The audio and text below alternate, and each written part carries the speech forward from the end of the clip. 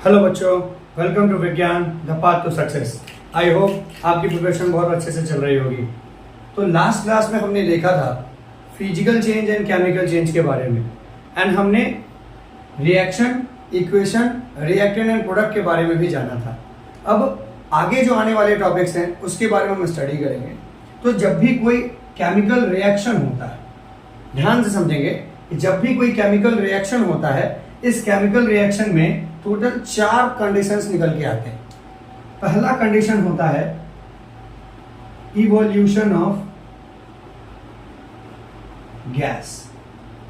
पहला कंडीशन क्या होता है? Evolution of gas. दूसरा कंडीशन होता है फॉर्मेशन ऑफ प्रिसिपिटेट।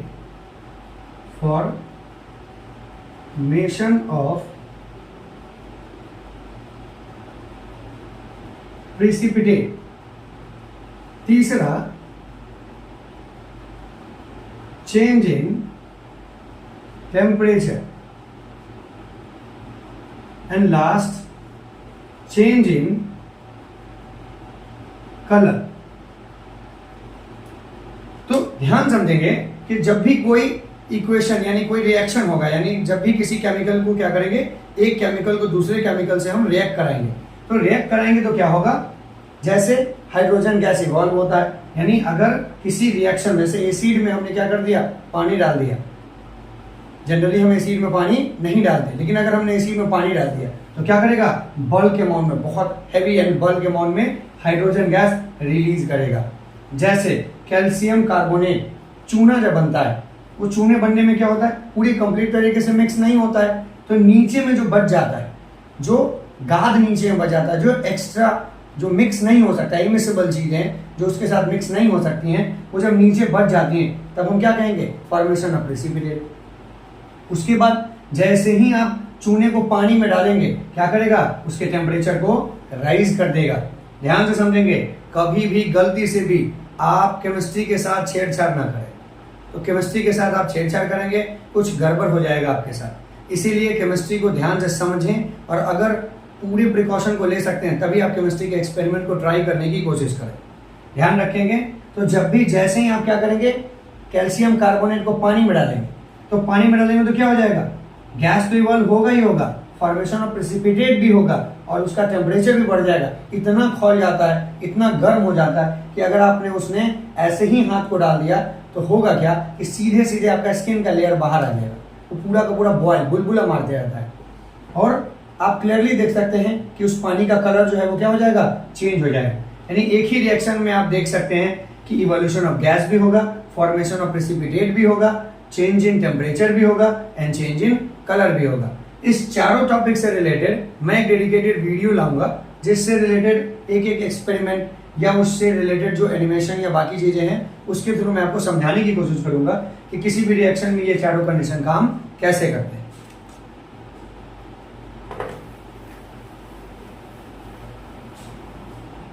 तो चलिए हम लोग अब आगे की ओर बढ़ते हैं।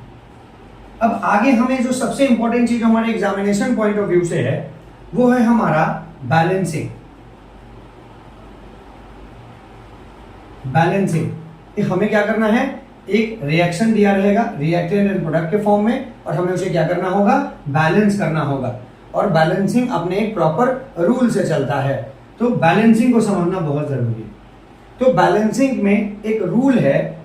रूल क्या है? बस उसको सिंपल से याद रखेंगे। Number of element in reactant is equal to number of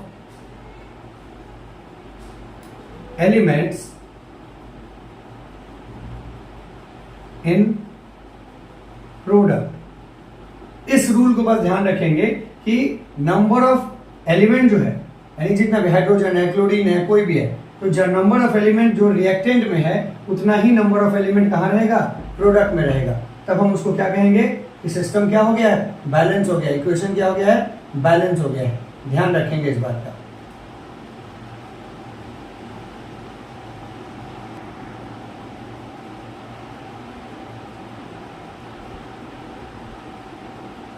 तो हम देखेंगे कि कि नंबर ऑफ एलिमेंट रिएक्टेंट में and number of element product में हमें क्या होना चाहिए, इक्वल होना चाहिए।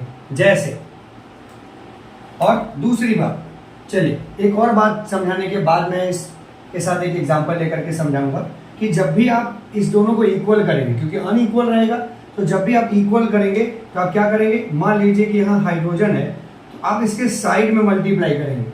ऐसा नहीं कि आप इसके नीचे मल्टीप्लाई कर दें, इसके आगे मल्टीप्लाई कर दें, कहीं कुछ भी मल्टीप्लाई नहीं करना है, सिर्फ और सिर्फ आप क्या कर सकते हैं, साइड वाइज मल्टीप्लाई कर सकते हैं।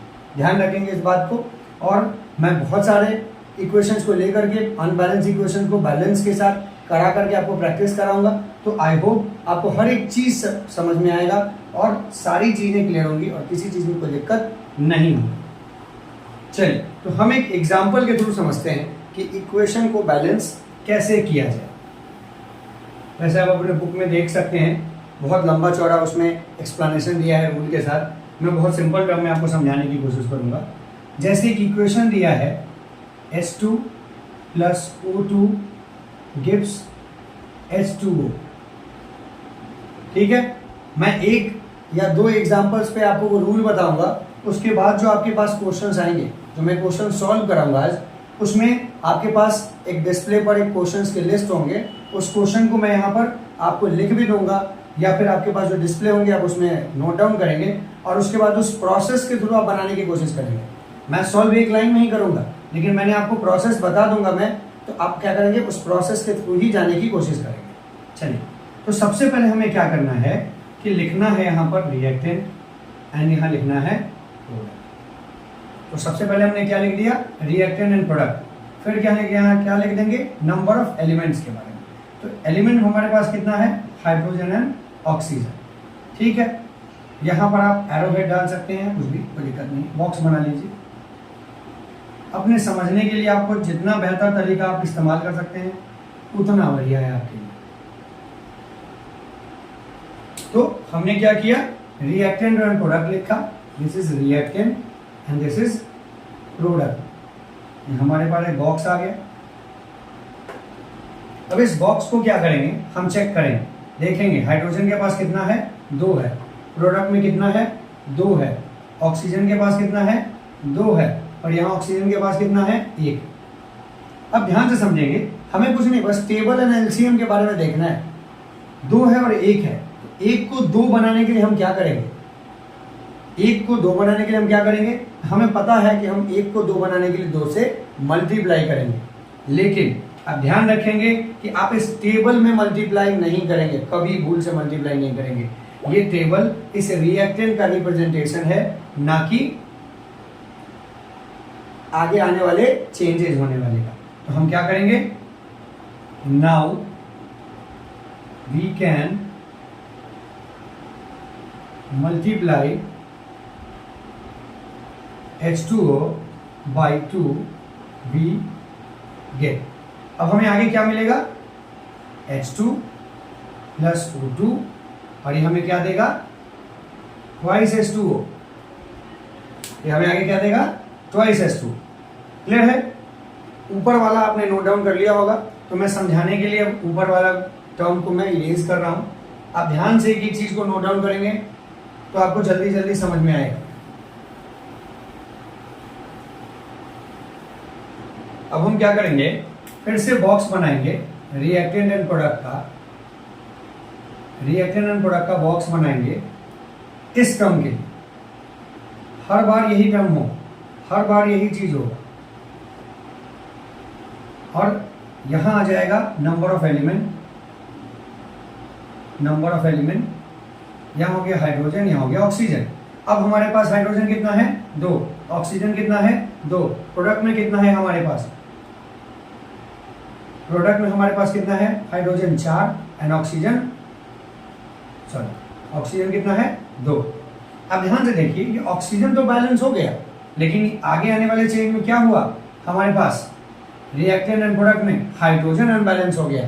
तो इस हाइड्रोजन को अनबैलेंस को बैलेंस करने के लिए क्या करेंगे, फिर वही चीज, 4 को यहां 4 बनाने के लिए क्या करेंगे, 2 को 2 से मल्टीप्लाई। तो फिर आगे हम क्या नोट डाउन लिखेंगे, अब आगे हम लिखेंगे फिर वही चीज, now we can multiply H2 by 2 we get. तो अब हम क्या आ जाएगा ट्वाइस H2 प्लस O2 और ये क्या देगा ट्वाइस H2O। अब यहां पर फिर से डालेंगे बॉक्स, फिर से बॉक्स डालेंगे और बॉक्स डालने के बाद यहां नंबर ऑफ एटम हो जाएगा, यहाँ रिएक्टेंट है एंड यहाँ प्रोडक्ट, यहाँ हाइड्रोजन है या ऑक्सीजन। अब रिएक्टेंट में हाइड्रोजन कितना है 4, प्रोडक्ट में हाइड्रोजन कितना है 4, यहाँ ऑक्सीजन कितना है 2, यहाँ ऑक्सीजन कितना है 2। तो आप देख सकते हैं कि हमने स्टार्टिंग से हर एक एलिमेंट को एक सीक्वेंस टर्म में लिया है और आपको यहाँ ना मल्टीप्लाई करके आपको एक लाइन में उसको रिप्रेजेंट कर देना है कि हम किस टर्म को मल्टीप्लाई करेंगे और यहाँ इक्वेशन लिख देना है, फिर एक बॉक्स बना देना है। हम ये समझ रहे हैं कि पैटर्न एक ही है, बस उसको क्या कर दिया गया है स्टेप में बाइफर्केट करके आगे बढ़ा दिया गया है। तो अब आपको इक्वेशन बैलेंस करने में कोई प्रॉब्लम नहीं होंगे।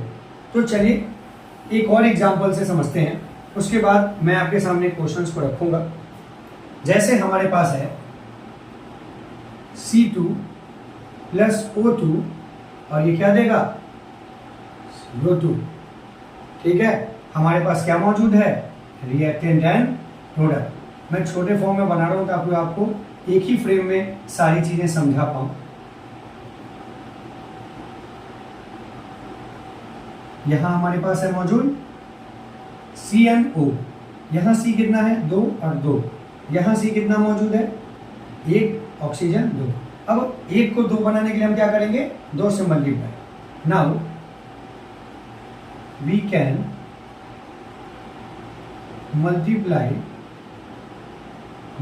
multiply CO2 by 2। तो अब क्या आ जाएगा C2 प्लस O2 और ये क्या देगा ट्वाइस CO2। फिर हम टर्म लिखेंगे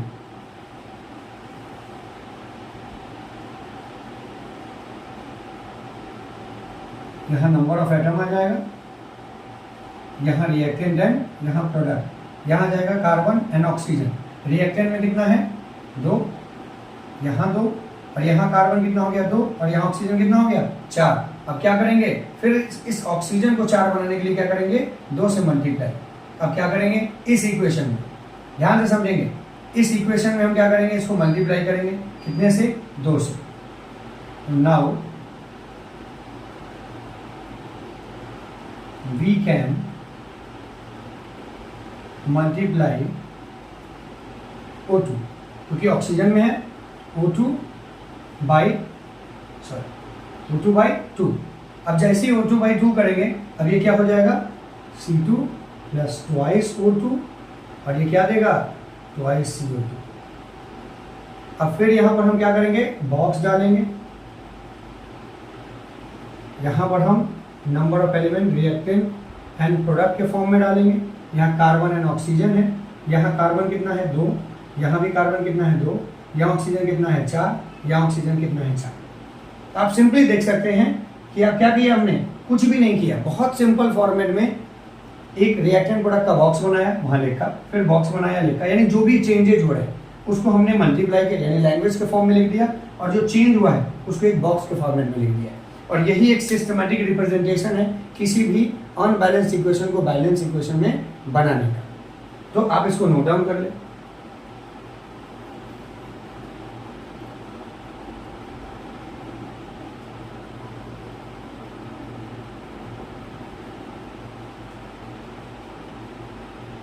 आई होप आपने नोट डाउन कर लिया होगा।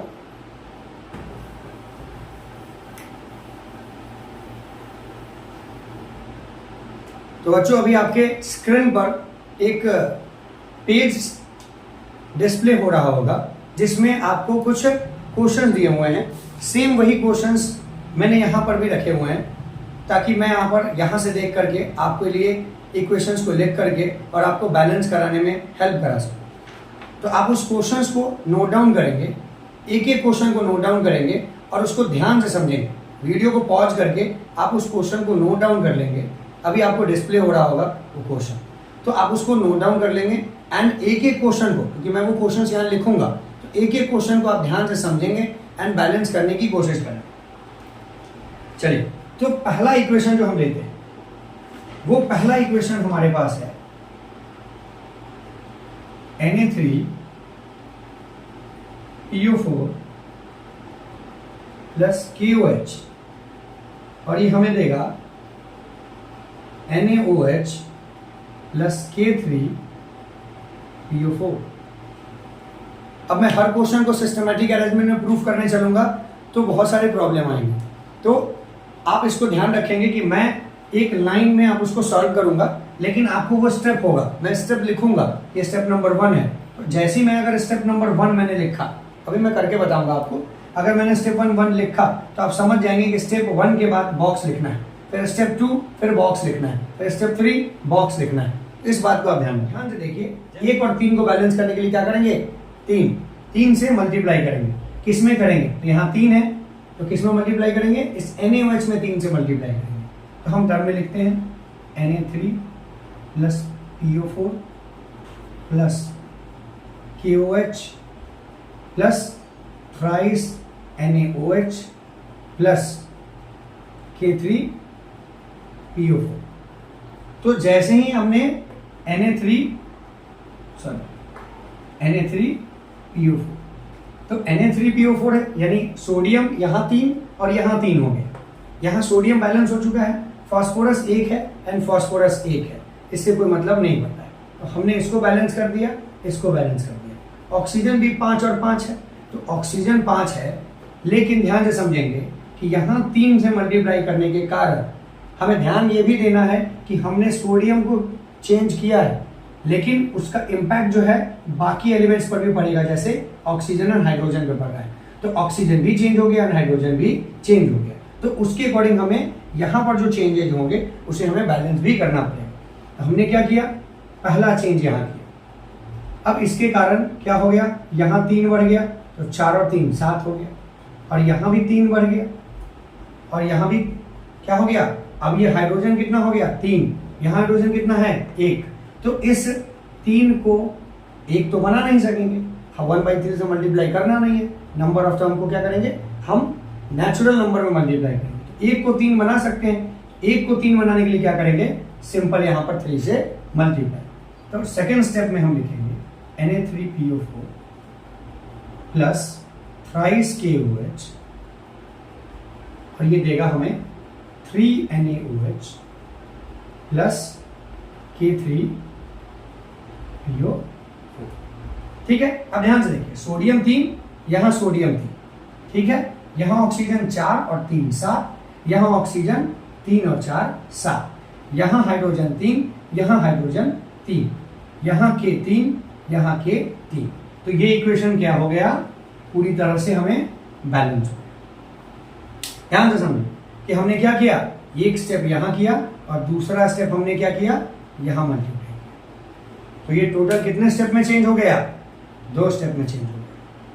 तो आप इसे पहले इस क्वेश्चन को, वीडियो को पॉज करेंगे, जहां मैंने क्वेश्चन लिखा है आप उसे पॉज करेंगे, खुद से सॉल्व करने की कोशिश करेंगे। उसके बाद अगर कहीं कोई प्रॉब्लम आ रहा है फिर उसको प्ले करेंगे, इसको देखेंगे एंड अगेन फिर से सॉल्व करने की कोशिश करेंगे, ताकि आपको ज़्यादा अच्छे से समझ में आ जाए। चलिए, अब हम चलते हैं नेक्स्ट क्वेश्चन की तरफ। अब नेक्स्ट क्वेश्चन की तरफ चलते हैं। अब ये क्वेश्चन क्या कह रहा है, ये नेक्स्ट क्वेश्चन कह रहा है MgF2 plus Li2CO3 that will give MgCO3 plus LiF। Video को पॉज करके अब इसे सॉल्व करने की कोशिश करेंगे, क्योंकि अगर मैं ज़्यादा देर रुकूंगा वीडियो बहुत लंबा हो जाएगा और आपको ज़्यादा देर वीडियो देखने के लिए परेशानी उठानी पड़ेगी। इसलिए आप वीडियो को पॉज करेंगे और आगे बढ़ने की कोशिश करेंगे। चलिए ध्यान से देखते हैं। Mg यहाँ 1 है, Mg यहाँ 1 है, ठीक है। CO3 जितना है उतना ही CO3 यहाँ है, F2 है, Li2 है, और यहाँ Li। ध्यान से देखिए, ये 2 है, ये 2 है, और ये 1 है, ये 1 है। हम क्या करेंगे, सिंपली इसमें 2 से मल्टीप्लाई कर देंगे। MgF2 प्लस Li2 CO3, ये क्या करेगा, MgCO3 प्लस ट्वाइस LIF। और ये क्या हो जाएगा, बैलेंस, यानी एक ही फॉर्मेट में ये क्या हो जाएगा, बैलेंस हो जाएगा। ठीक है, चलिए अब नेक्स्ट क्वेश्चन की तरफ बढ़ते हैं हम। अभी नेक्स्ट क्वेश्चन क्या कह रहा है, P4 प्लस O2 और ये हमें दे रहा है P2O3। अगेन वीडियो को पॉज करें, हम सॉल्व करने की कोशिश करें। चलिए हम देखते हैं, यहां कितना है, 4 है, यहां कितना है, 2 है, और यहां कितना है, 3। अब ध्यान से समझिए कि हमें 2 को 4 करने के लिए क्या करना है, 2 से मल्टीप्लाई। हमने क्या किया, P4 प्लस O2 और ट्वाइस P2O3। अब इसके कारण ये चेंज किस में आया, चेंज आया इस ऑक्सीजन में। 3 2 जा 6 और ये 2 है, तो 6 को यहां लाने के लिए क्या करेंगे, 3 से multiply. Then again P4 plus thrice O2 then twice P2O3। तो आप देख सकते हैं कि यहां हमारा इक्वेशन बैलेंस हो गया।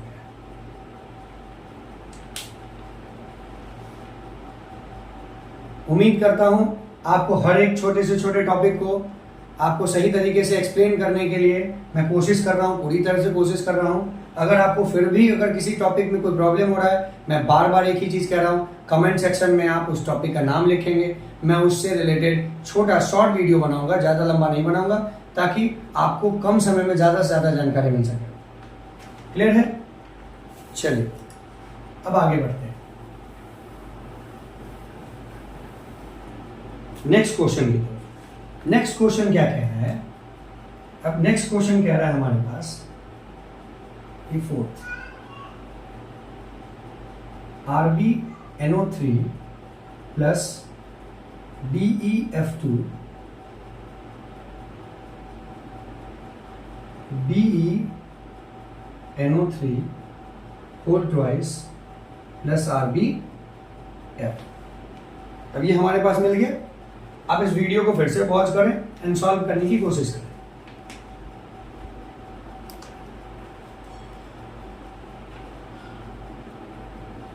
चलिए सॉल्व करें। यहां देखिए Rb 1 है, Rb 1 है, N 1 है और N यहाँ कितना है, 2 है। यहाँ N कितना है, 1 है और यहाँ N कितना है, 2 है।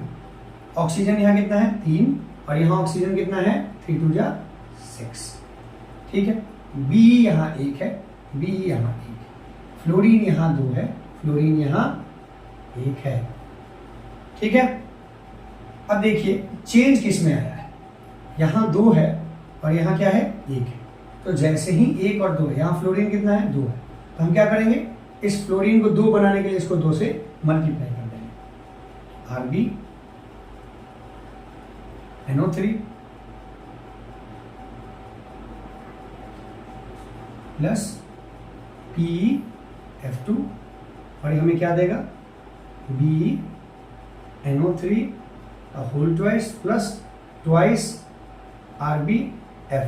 कोई ज़रूरी नहीं कि मैं अगर F को पहले बैलेंस कर रहा हूँ तो आप F को ही करें। आप हो सकते हैं Rb को भी बैलेंस कर सकते हैं, आप हो सकते हैं N को बैलेंस कर सकते हैं, ऑक्सीजन को बैलेंस कर सकते हैं, किसी भी तरह से, पर एक बार में एक ही चेंज करेंगे। यानी पहले हमने पहला चेंज कर दिया। अब यहाँ देखिए Rb2 हो गया, यहाँ Rb1 है, तो अगले स्टेप में क्या करेंगे, हम इसको 2 बनाएंगे, ट्वाइस Rb। आप सीक्वेंशियल अरेंजमेंट में चलेंगे, चीजें अपने आप बैलेंस होती चली जाएंगी, आपको कुछ करने की जरूरत भी नहीं पड़ेगी। BeNO3 plus twice RbF। तो यहाँ हम देख रहे हैं कि Rb2 हो गया, यहाँ Rb2 हो गया, फ्लोरीन 2 हो गया, फ्लोरीन 2 हो गया, नाइट्रोजन 2 है, यहाँ नाइट्रोजन 2 है, ऑक्सीजन 6 है, यहाँ ऑक्सीजन 6 है, Be 1 है, यहाँ Be 1 है। तो हमारे पास क्या हो गया, इक्वेशन बैलेंस हो गया। ये कितने फॉर्मेट में किया हमने, 2 फॉर्म में किया, यानी 2 स्टेप में किया। क्लियर है? इसे नोट डाउन कर लीजिए ताकि आने वाले जो भी क्वेश्चंस होंगे उस क्वेश्चन को सॉल्व करने में आपको आसानी होगी, क्योंकि यही सिस्टमेटिक वे है। ध्यान रखेंगे, मैं बार बार एक ही चीज़ को कह रहा हूँ, आपको इरिटेशन भी हो रहा होगा कि सर एक ही चीज़ को बार बार क्यों रिपीट कर रहे हैं। मैं इसलिए रिपीट कर रहा हूँ क्योंकि बच्चे यही गलती बार बार दोहराते हैं। ये अगर मैंने पहला चेंज लिखा है तो इस चेंज के बाद क्या चेंज आया आप उसको बॉक्स में लिखेंगे, फिर जब यहाँ मल्टीप्लाई करना है तो फिर वही सिंपल से बनेंगे कि नाउ वी कैन मल्टीप्लाई, ठीक है, now we can multiply RbNO3 by 2 और उसको यहाँ पर चेंज, फिर इसको नीचे लिखेंगे और जो चेंज हुआ है उसको फिर से क्या करेंगे, बॉक्स में बनाएंगे, बॉक्स नहीं भी बनाएंगे तो रिएक्टेंट प्रोडक्ट और यहाँ एलिमेंट के नाम लिख करके उसको लिखेंगे। क्लियर है? चलिए एक और हम क्वेश्चन लेते हैं। आज हम टोटल 5 क्वेश्चन और 2 एग्जाम्पल के साथ 7 क्वेश्चन को हम देखेंगे। फिर नेक्स्ट वीडियो में हम कम से कम देखेंगे कि 20-25 इक्वेशंस को बैलेंस कर पाए, उसके बाद फिर हम आगे की ओर बढ़ेंगे। अब इस 5th नंबर को देखेंगे। This is AgNO3 plus Cu, that will get CuNO3 का होल ट्वाइस प्लस RbF। ठीक है, तो AgNO3 को देखेंगे। अब इसको फिर से पॉज कीजिए एंड सॉल्व करने की कोशिश कीजिए। चलिए तो देखते हैं। Ag यहां क्या है, 1 है। कुछ गड़बड़ लिख दिया क्या मैंने, सॉरी यहां मैंने गड़बड़ लिख दिया है, यहां Ag हो, ठीक है। तो अब यहां ध्यान से देखेंगे Ag 1 है और Ag 1 है, N 1 है और यहां N कितना है, फिर 2 है, ठीक। ऑक्सीजन कितना है, 3 है और ऑक्सीजन कितना है, 6 है और कॉपर कितना है, 1 है, कॉपर कितना है, 2। अब ध्यान से देखिए कि अगर मैं इसको ट्वाइस AgNO3 कर दूं प्लस Cu कर दूं, CuNO3 whole twice plus Ag हो जाएगा। अब हुआ क्या, Ag कितना हो गया, 2 हो गया, Ag 1 है, इसको तो बैलेंस आराम से कर सकते हैं।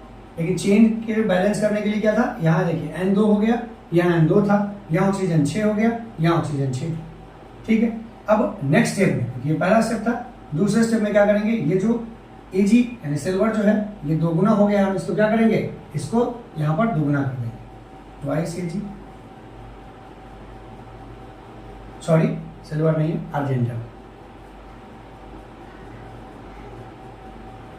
Plus CuNO3 twice plus twice Ag। तो यहां क्या हो गया, ये एक इक्वेशन बैलेंस। कोई दिक्कत? आई होप ये जो 5 मैंने आपसे बैलेंसिंग करवाए हैं, इसको कारण आप बैलेंसिंग अब सीख चुके होंगे। अब आपको किसी भी तरह का, कोई भी कितना भी डिफिकल्ट बैलेंसिंग हो, इसको सॉल्व करने में कोई प्रॉब्लम नहीं होना चाहिए। कितना भी कॉम्प्लेक्स हो, अगर आप एक सिस्टमेटिक फॉर्मेट में चलेंगे तो चीजें धीरे धीरे धीरे धीरे खुद ब खुद सॉल्व हो जाएंगी। आपने इन 5 जो क्वेश्चंस है उसको सॉल्व किया होगा, अगर आपसे सॉल्व नहीं हुआ होगा फिर भी अगर आप उसको सीक्वेंस में देखेंगे, जो सॉल्यूशन मैंने बताया है आप उसको देखेंगे तो आपको समझ में आएगा। तो आई होप अब आपको इक्वेशन बैलेंस करने में कोई दिक्कत नहीं हो। नेक्स्ट वीडियो में हम जब स्टार्ट करेंगे तो पूरा का पूरा सबसे पहले बैलेंस करेंगे, फिर आगे टाइप्स ऑफ इक्वेशन की तरफ चलेंगे। तब तक के लिए अगर आपको वीडियो पसंद आ रहा है तो वीडियो को लाइक करें, ज़्यादा से ज़्यादा लोगों तक शेयर करें एंड सब्सक्राइब करना तो बिल्कुल नहीं भूलें। एंड जो जिन्होंने भी सब्सक्राइब किया है एंड बेल आइकन को नहीं दबाया है तो आप बेल आइकन को दबाएं ताकि ज़्यादा से ज़्यादा टाइम पर आपको वीडियोस पहुंच जाए। तब तक के लिए थैंक यू।